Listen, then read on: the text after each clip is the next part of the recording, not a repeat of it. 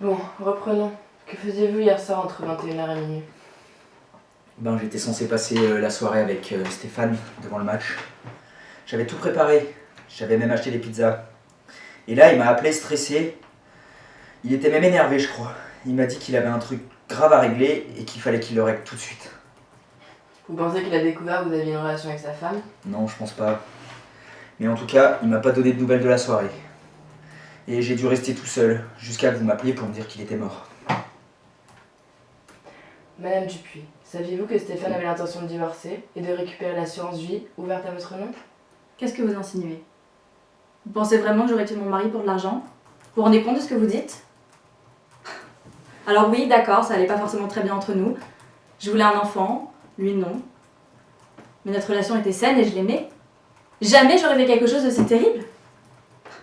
Je suppose que c'est sa mère qui vous a raconté ça.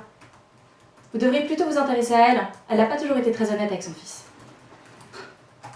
J'ai eu une aventure avec un homme qu'il connaît, Léa l'a pris. Et il voulait tout dire à Stéphane. Qui était votre amant?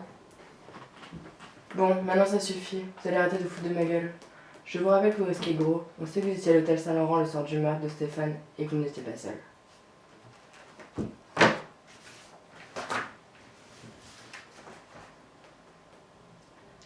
Que s'est-il passé, monsieur Mazouillard?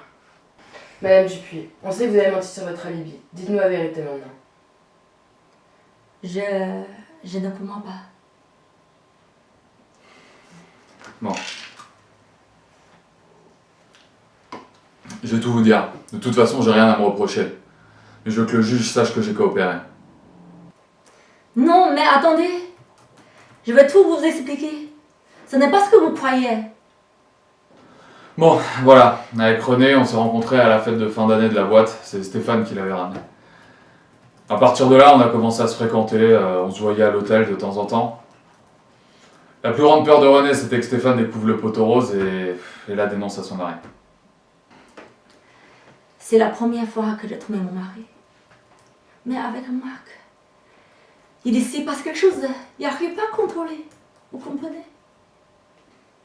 Hier soir, on venait de se mettre au lit, de commencer notre petite affaire, si vous voyez ce que je veux dire. Et là, Stéphane est entré en trompe dans la chambre, il était hors de lui. J'avais peur que Stéphanie découvre la vérité. Ça l'aurait détruit mon mariage. René et lui ont commencé à s'engueuler. Quand Stéphane a menacé de tout déballer, elle s'est mise à pleurer. Et là Stéphane est devenu incontrôlable. Il a commencé à l'attraper, à la tirer par le bras. Dans la panique, René l'a poussé violemment. Je regrette tellement ce qui s'est passé cette nuit, madame. Je n'arrive toujours pas à y croire. Stéphane est tombé la tête la première contre une commode.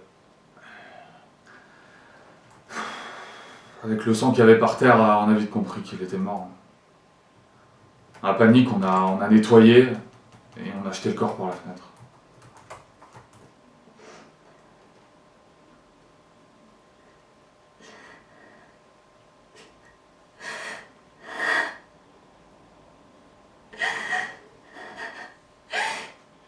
Je vous jure, c'était un accident.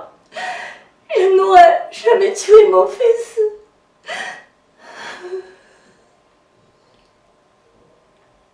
Mais bon, moi je suis qu'une victime, hein.